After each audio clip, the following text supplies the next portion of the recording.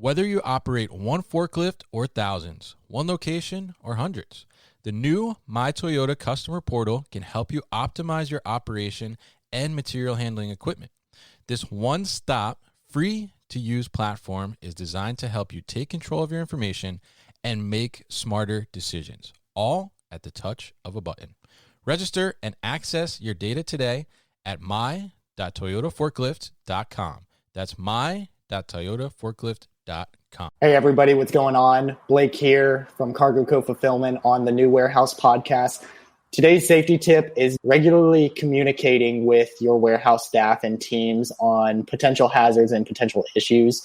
One thing that is difficult to foresee is accidents because they're accidents. That's just how they happen. So making people aware of the potential issues and making sure that they can identify them and speak on them quickly is going to help your warehouse team react to them in a more natural way. How do you create warehouse superheroes? The answer is simple. With visual voice scan solutions from ProCensus. With record demand and labor shortages, warehouses need more effective workers and lightning fast onboarding. Visual voice scan solutions from ProCensus enable warehouse workers to achieve superhero performance with up to 20% improved productivity and up to 99% accuracy. Hands-free barcode scanners from ProGlove paired with wearable mobile computers is just the beginning. Improved mobile interfaces with reduced keystrokes, easy-to-read screens, custom keyboards, voice-enabled interface, and more can be realized with ease on the leading WMS platforms. Sound too good to be true? Let us show you with our one-of-a-kind virtual demo. Visit procensus.com to get started today. Again, that's procensus.com to get started. With e-commerce off the charts, many small and growing warehouses are asking, how can I get ahead when my warehouse is barely keeping up? The answer is future-ready warehouse tech from Zebra Technologies. Warehouses can simplify and upgrade all processes, from automated inventory management to hands-free picking, with Zebra's tailored, scalable mobile solutions. They're simple and intuitive. There's never been a better time to upgrade for success with Zebra. How can your warehouse get ahead? The answer's in black and white. Get the answers at zebra.com/theanswer. That's zebra.com/theanswer.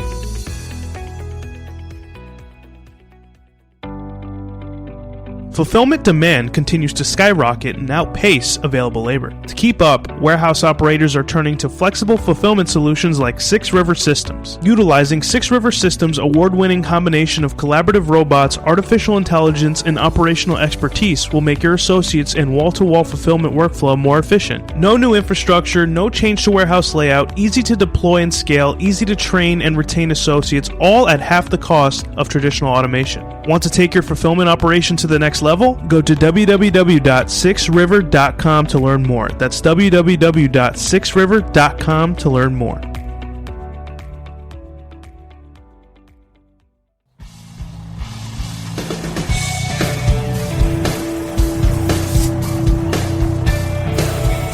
The New Warehouse Podcast, hosted by Kevin Lawton, is your source for insights and ideas from the distribution, transportation, and logistics industry. A new episode every Monday morning brings you the latest from industry experts and thought leaders. And now, here's Kevin.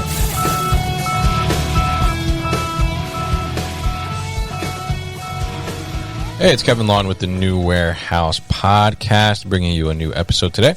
On today's episode, I'm going to be joined by Blake Reed. He is a sales representative over at Cargo Cove Fulfillment. And Blake is going to talk to us a little bit about Cargo Cove, what it is that they do. Also curious where the name came from, so hopefully he can shed some light on that. But he's also going to talk to us a little bit about e-commerce fulfillment, some recent struggles that maybe people have been having in e-commerce fulfillment. We're also going to dive into a new partnership that they have with inVia, Robotics, and Rufus Labs, both companies that we've had on the show before in the past. So they have kind of partnered together to work with Cargo Cove, and I think Cargo Cove is the first client that's seeing this partnership in real life and unfolding before their very eyes. So Blake's going to give us some insight into that. So Blake, welcome to the show. How are you? I'm good, Kevin. How are you? Doing well. You're feeling okay? I know you said on LinkedIn you did a special dance to get your sore throat to go away, right? Yeah, man, I had to do a special dance here in my office to what I call the sore throat gods, joking aside. caught a quick bug over the weekend, but in supply chain, there's no stopping, there's no slowing down. So like I told you, got to roll with the punches and keep the show going. Yep. Yeah. Without a doubt. Yeah. I had a little phase in college where that was the saying, roll with the punches. And it was a little bit of a crazy time, but, that's sometimes what life is about, Yeah, definitely. So glad you're here joining with us. So I'm curious, Cargo Cove, what is Cargo Cove? Let the listeners know what it is you guys do. So we are a third-party logistics provider. So if you want to put that in a simple way, it's a fulfillment center or a distribution center. And we primarily specialize in e-commerce fulfillment. So a lot of our clients, they come all over the world, but they'll have Shopify stores, WooCommerce stores, all those integrations, Amazon included. So we ship out to their end consumers. Got it. Okay. All right. Very good explanation. And from the e-commerce side, and you guys have multiple locations, or just the location where you're at down there in Florida? Where are you guys at? No, we actually do have a couple locations. So our main headquarters is here in Florida. It's our largest facility, but we've actually got a satellite location in Las Vegas, Nevada. Oh, okay, in Vegas. All right, very cool. Yeah, definitely roll with the punches there, right? So Cargo Cove, though, I'm curious, just your curiosity, where did the name come from? I mean, it sounds like you guys are located on like some cove near the water or something like that. It actually worked out pretty well. I asked the CEO that early into my days here, and he told me it was actually random. It was just a name that they came up with. Really? He was in e-commerce himself. He owned a couple brands and started shipping for himself, and Cargo Cove just kind of came to mind. It was nothing really specific. We've got an interesting little cove going on in Northeast Florida, so I guess you could kind of relate it to that. But unfortunately, I don't have any cool stories for you on that. Okay, yeah, it was interesting. I was wondering like if it had to do with the location or anything like that, initial location, but cool stuff. And I mean the name flows. I mean, got the alliteration going on there, the C and the C, so that's a good thing. Sure. So you guys focus in on e-commerce, like you mentioned. If you have Shopify, Amazon integrations, those different types of things, but on the fulfillment side as a 3PL, so you're handling like the distribution and logistics for those clients. So talk to us a little bit about, I guess, how, from your perspective and Cargo Cove's perspective, how has e-commerce kind of, I know it's exploded basically during the pandemic, right? That's been kind of the place to be. But talk to us about really, some examples of what you've seen from your clients that you handle, how it's just kind of exploded. And now that we're coming out of this pandemic as well, is that momentum sustaining, or are you seeing a drop off? How are things going in that sense? Yeah, absolutely. So, at the start of the pandemic in about spring-ish of 2020, we were rocking with like somewhere around 3,000 orders a day. And it seemed like overnight, within a month, we were, 7,000 to 9,000 orders a day. Wow. So it got crazy fast. So the scalability was a difficult part for us in the beginning, but in terms of the back end here now, we're seeing things kind of normalize a little bit. I'm sure other parts of the country are seeing the same. Yeah. E-commerce is just going wild. I mean, just last year, I think there was like a 27% growth and increase, which is wild for 1 year. We're seeing that sort of sustained growth, even heading into summer and fall this year. I don't anticipate it to necessarily retract anymore. In fact, I see it continuously growing. The pandemic taught us that getting an online presence was extremely important. Brick and mortar, It was probably difficult during that time for them. So, I see e-commerce just continuing to grow and climb, and that's what we're going to have to scale with. We'll be back after a quick break. You hear a lot about supply chains these days, because if the past couple years have taught us anything, it's that an efficient, well-managed supply chain is absolutely critical to keeping businesses successful and consumers happy. I'm Will Haywood, and I host a podcast called All Business, No Boundaries, where we talk about supply chains, how they work, what happens when they don't, and the innovations that are redefining what's possible in the world of logistics. Join me for insightful interviews with thought leaders and industry experts. We discuss how optimizing supply chains can break down the barriers that are holding businesses back. That's All Business, No Boundaries by DHL Supply Chain. Listen and subscribe wherever you get your podcasts. Definitely, without a doubt. Yeah, I think that the consumer behavior has just changed for good. I mean, people that, were not ordering online before, and then they had like kind of no choice in some aspects. I mean, I think that, maybe they finally realized the ease of doing that, at least for the customer, so not so easy always on our side, right? But yeah, absolutely. Yeah. I mean, I think so, you said something interesting, about the companies needing to now have this online presence and get away from brick and mortar. So did you guys see a lot of companies like coming your way saying like, hey, we need to get into e-commerce now? How can we do that?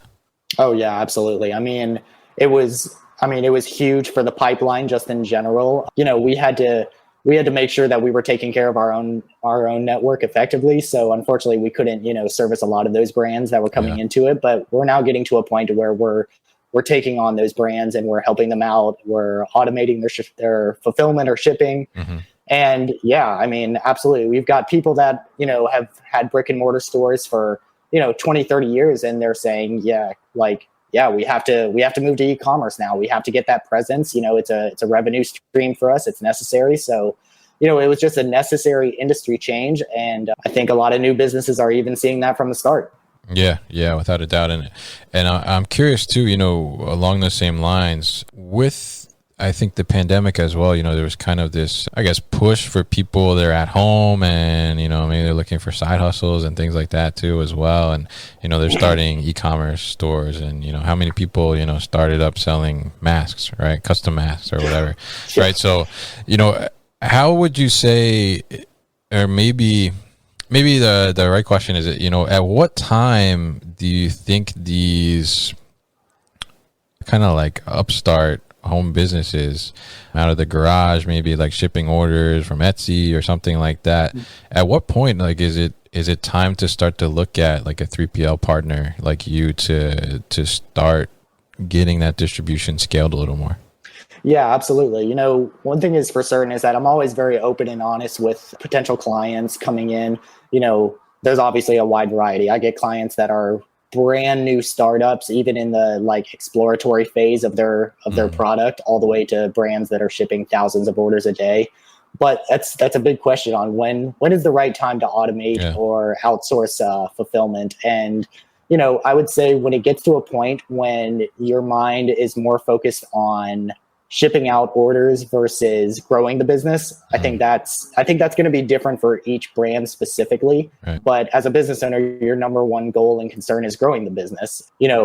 As much as the pandemic showed, we're a necessary part of the supply chain. We're an essential business, but we're not necessarily adding revenue to companies. We're a necessary evil. It has to be done, sort of thing. So that could be, 50 orders a day for some people. It could be 100 orders a day. I see a wide variety, but, anytime that you start to spend more mind power on, okay, how am I going to get these packages to USPS or the post office versus what am I doing to grow my business? That's when it's time. Yeah, I love that. That's a really good point, I think. And like you said, it varies, right? I love that you said that instead of, saying like, oh, when you hit this amount of sales or orders or these units. And I love that you guys, it sounds like you guys are open to that on a case-by-case basis, which is a great thing as well. So I'm curious, with the demand increase, as you mentioned, you guys went from like 3,000 to 9,000 orders like in a month time. What were some of the points that you think you guys really struggled with in terms of trying to meet that sudden demand ramp up? Well, yeah, last year the biggest struggle was obtaining labor. You had a labor market that, for whatever reason, they were being furloughed from their industries, whatever they were in. A lot of people were afraid to come into work. A lot of people there was just a lot of unknowns. And when there's unknowns in any industry, that creates a lot of turmoil. So obviously the labor was the biggest struggle for us, getting people to come in and ship the orders. It was a crazy time for all of us at the warehouse, working double shifts, everything. And also, like any business, the processes that you have for 3,000 orders a day wouldn't be the same processes that necessarily you would have for 9,000 orders a day. So it really gave us a good opportunity to be more forward thinking and try and anticipate those changes. And even now we're with exactly, what we're going to talk about today with inVia and Rufus. It's all about anticipating that growth and being ahead of that curve so we can sustain it. We want to be the best possible partners to our brands. And that's about looking to the future and expecting those things. Yeah, definitely. And you mentioned the partnership with Rufus and inVia in there. So you're hip to my segue into that there about some of the challenges and how you address them. I'm curious now, because a lot of companies definitely during the pandemic, that I've spoken to and talked to, and some of the automation companies I've talked to as well, certainly seen that more people are moving towards automation and robotics in order to meet this issue, especially with the labor struggles. I work as a warehouse manager during the day, and I'm totally there with you. I mean, getting labor has just been, even now that things are getting back to normal, even now it's crazy to get them, and it's driving like wages up high as well, and it's hard to compete with some of the big players out there like the Amazons, and we have Wayfair in our area and things of that nature, because they're able to offer more money basically than the smaller guys. So it's definitely a struggle. So at what point, I guess, did you guys decide? Well, I guess let me start here. So before you get into the inVia Rufus thing, what level of automation did you guys have prior to that? To my perspective, maybe it wasn't a whole lot. To other people, maybe it was a good amount. So we have a pretty advanced WMS that we work out of that, gives the ability to be sort of that bridge between us and our clients. But in terms of like automation within the facility, we really were touching the tip of the iceberg at the start of the pandemic and during it. And, as we were going through and looking at the projection models of, what kind of labor it was going to require to scale with our current brands, we were like, okay, it's not really adding up. We see a lot of challenges coming our way. So, that really accelerated our talks for automation. But I would say within the last 6 to 8 months, I mean, our fulfillment center is just a totally different look from 6 to 8 months ago. And even 6 to 8 months from now, it's going to look even totally different. That's just how forward thinking we are right now.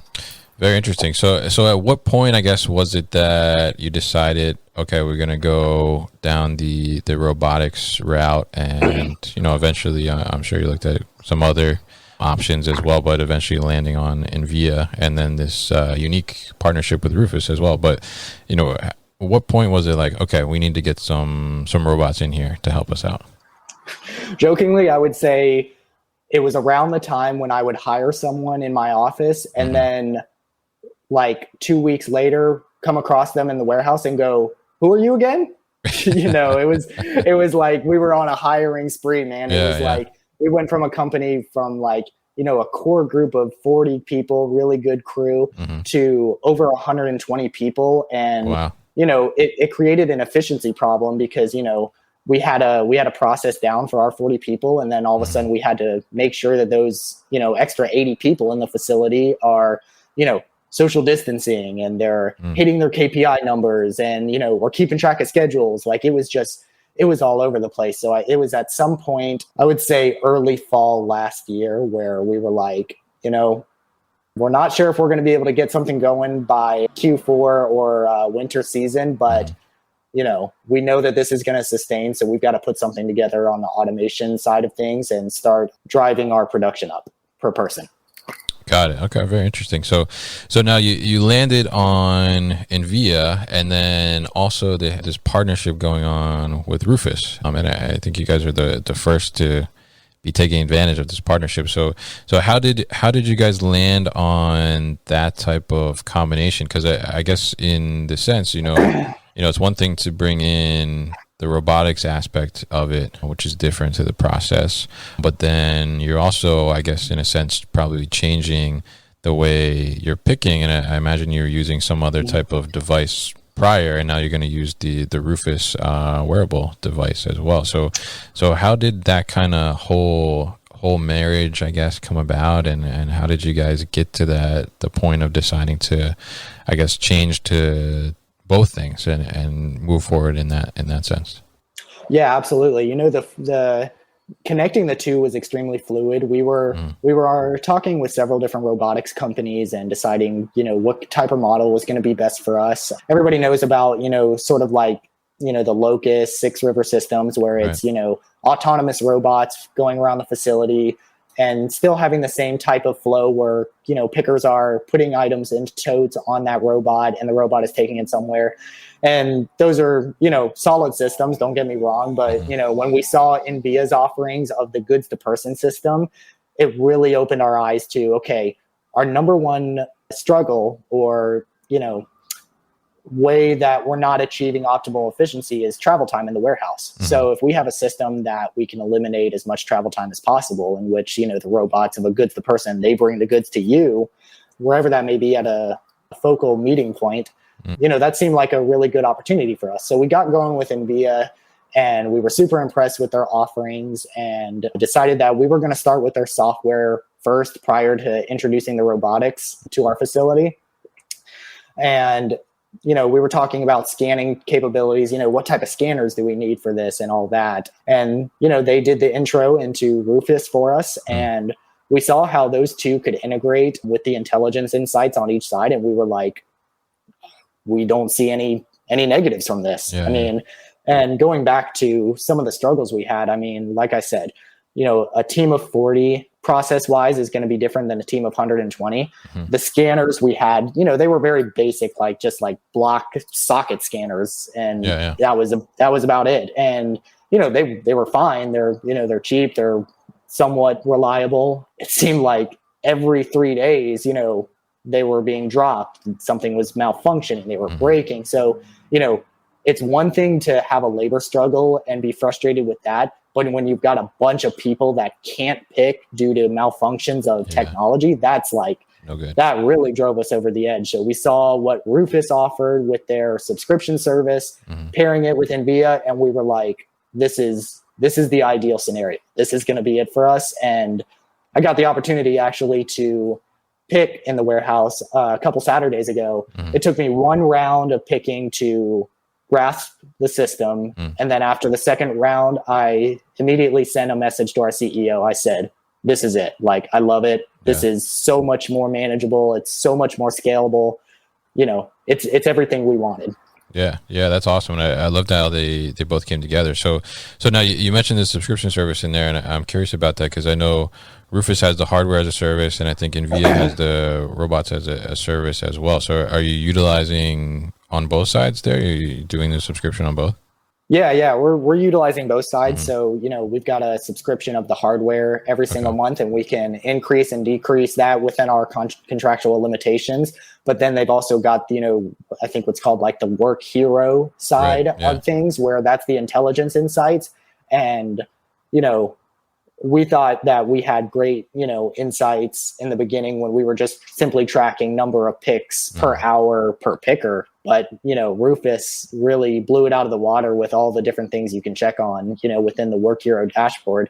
It gives us the ability to see what's going on and, at all times. And And how have you found, I'm curious, because obviously I've talked all about the hardware as a service, robots as a service, all that stuff on the show, but I'm curious, from an actual customer perspective, how have you found the flexibility to be? Is it as flexible as you want it to be? Yeah, I find it to be as flexible as we want it to be. If we see a rise in average orders a day or in a week, and we decide, we need to bring in some extra labor, we need to bring in some temp labor, we can get extra hardware immediately. We can know through those insights, like I talked about on the Work Hero dashboard, where to put those people. It really is a good harmonious mix of, people and technology that, I really like right now. Okay, very cool. Yeah, curious about that. And now in terms of, implementing the both sides of the equation, the Rufus and the inVia, in the press release, I think that you mentioned in there that you guys are hoping to double your productivity. So have you been able to meet that target and that goal, or how are you seeing the performance after implementation? Yeah, definitely I see the performance increasing just with my own eyes. obviously there's the daily flow of, okay, how many pickers do you need versus number of packers, how many pickers can supply X amount for number of packers. And, you know, mainly what the Rufus and inVia system is for us is on the picking side right now. So once we started going through the testing phase, it was like slowly we were seeing, okay, these pickers are now starting to load up our packers. Our packers are having a little bit tougher time keeping up. Now we're still kind of in the testing phase with inVia, so we're not 100% full blown into it. But my expectation, and just from what I see, is once we're 100%, full blown into both softwares, it's going to be more than double for sure. Wow, that's awesome. It's crazy. It's crazy the amount of improvement that the right technology fit can do for a company like yourself and for an operation. I mean, and I know that the Rufus is so simple to use, and I think that's probably part of it too. Like you mentioned, it only took you until the second time around that you're like, whoa, like this is it. Like it's so easy. You're convinced, right? So yeah.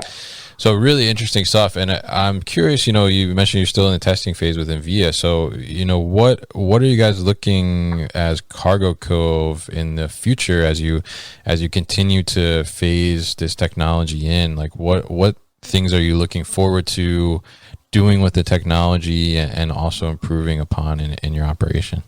Yeah, absolutely. So when we got started with inVia, all the thought was, oh, we can't wait to get robots in the facility. It's going to be so awesome and everything like that. But, as we started speaking with inVia engineers and really the power behind the software, it really, the robots are going to be great. Like, don't get me wrong, but, the software implementation, that's really going to give us a lot of more efficiency within the facility of, guided putaways, knowing exactly where to put high volume SKUs, labor management tracking and tools like that. So, our first goal is going to be making sure that software is 100% going smooth, 100% using it to its fullest capabilities and to our advantage. And then after that, we've got some operational small changes to make so that we're compatible with the robotics, but it's really small changes. So the good thing about inVia is that it's the robotics as a service. So we can start little and increase as we go. So like we're doing with the software, we're seeing incremental changes that are improving our efficiency. That same will be with the robots. When that'll come, I don't know. Hopefully, I know our intentions is to make sure that, we're pushing the automation capabilities this Q4 as much as possible. Okay, cool. Yeah. It's very interesting to hear, how you guys are moving forward with it and dealing with it and, seeing the benefits as well. So I'm curious, from the employees like on the floor, that are doing the work out there, what has their reaction and kind of feedback been to changing over to a new device to pick with, but then also, I guess, working with the robots as well now? Yeah, overall, it's been a lot of really good feedback. I would say, that was a huge concern for us because, employees, or let's just say people in general, are sometimes very resistant to change. And I get why. If you got a working system, it's like, why change it? But, that's why we've been so successful, is because we're never satisfied with the status quo. So I think just, really involving them in the transition and getting their feedback on a day-to-day basis and explaining what the future is going to look like, they've been really receptive to it. But I think mostly they've been receptive to it because it's been working. It makes their life easier. When you go out and pick on the floor and you have, certain issues and, after an hour you've picked, 50 orders, sometimes that can be a little frustrating, but when you go out there and you crush it and you pick, 120 orders, 150 orders or something like that, like, it makes you feel good about your day. And that's at, the base of human nature. So, I see people, just generally more happy, moving throughout the warehouse because they're getting, stuff done. Yeah, definitely. All right. Very cool. Yeah, I think it's, it's great to hear, like I mentioned, we had inVia and Rufus on, obviously talked to the CEOs and heard from them and stuff, but it's awesome to hear from someone who's actually using the stuff now and implementing it. And I love the partnership too, because I think that's one thing that's going on, in the industry is like so much technology that's like coming all over the place that, you know, sometimes it's difficult to like mash it all together. So the fact that they're working together and you know, making sure that everything is in sync and doing well for you guys, I think is a great step forward for the future of the industry as a whole. Yeah. So if people are interested in Cargo Cove and they're listening, they have e-commerce and they're like, oh yeah, I'm too focused on getting to the post office. Like, I need you guys. So what customer is the best fit for you guys, would you say?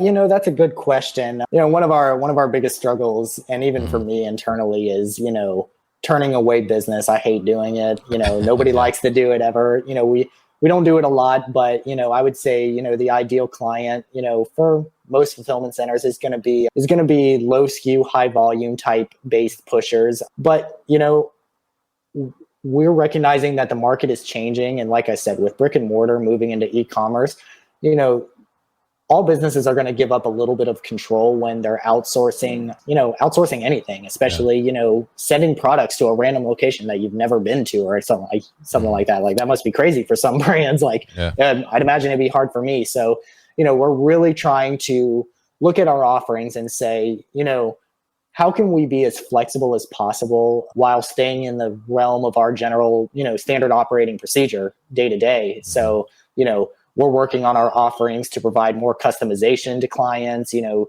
giving them more access and control over, you know, the types of orders that are going out, or, you know, just full on customization of their orders, really. I mean, we've really expanded that program a lot. So yeah, I mean, we don't really have necessarily clients that we're like, oh, we're not going to work with or anything like that.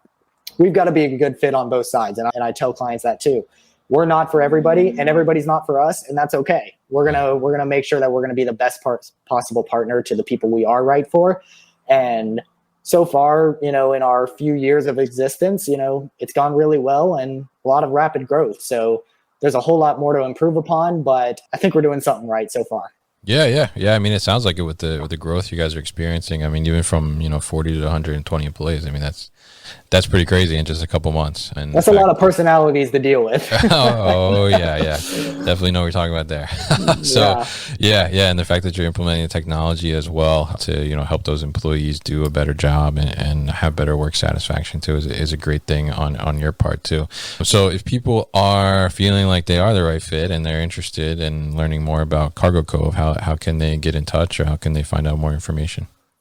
You can reach out just about any way. You know, you can reach out on our website. We've got an inquiry form, so it's www.cargocove.com. Pretty simple.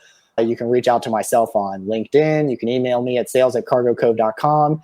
You can send a letter to my house. You can call me at 3 a.m. Like, whatever you want to do, hit me up. Like, you know, we're in the business to making people's lives easier. So website's the easiest way to contact us, but any way you can get a hold of us, even through Facebook.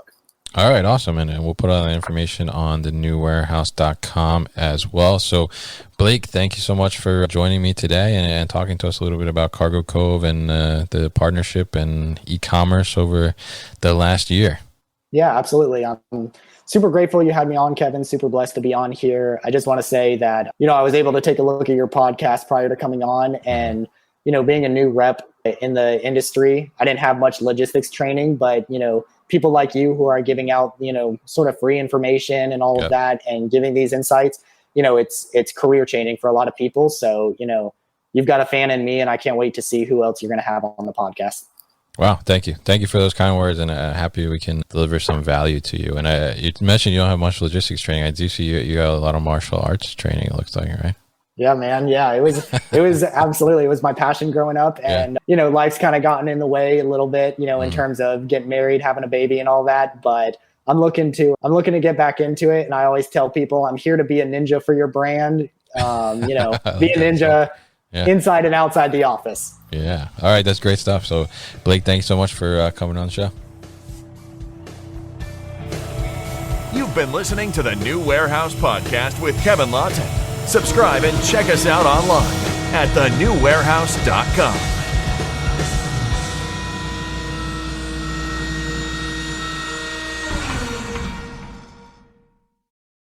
Thank you for listening to this episode. If you want more content from the new warehouse, check out our new video series called All Hands on LinkedIn. Just search for the new warehouse on LinkedIn and follow along.